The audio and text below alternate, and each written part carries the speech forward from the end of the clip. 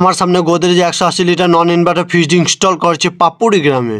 Customer ফ্রিজটির মধ্যে problem দেয় যে ফ্রিজটি 2 দিন আগে থেকে পুরোপুরি কুলিং করা বন্ধ করে দেয়, আবার ফ্রিজের মধ্যে থেকে কোনো শব্দও বের হয় না। প্রবলেম শোনা মাত্র ফ্রিজের কাছে পৌঁছে ফ্রিজটি অন করতে দেখি ফ্রিজের মধ্যে কম্প্রেসার অন হয় না। এই কম্প্রেসার অন না হওয়ার রিজন জানার জন্য আমরা পুরো রিলে ওএলপি খুলতে শুরু করি।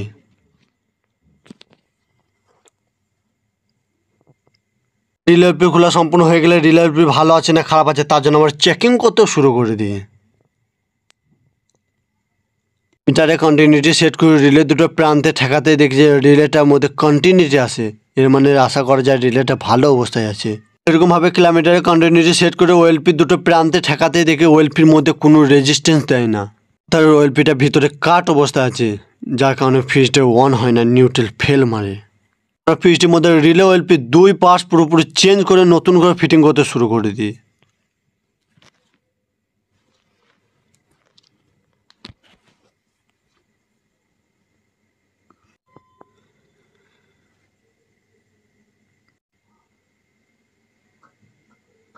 দুটো পার্টস ঠিক মতো ফিটিং করতে ফ্রিজটি অন করতে ফ্রিজটি কুলিং করতেও শুরু করে দেয়।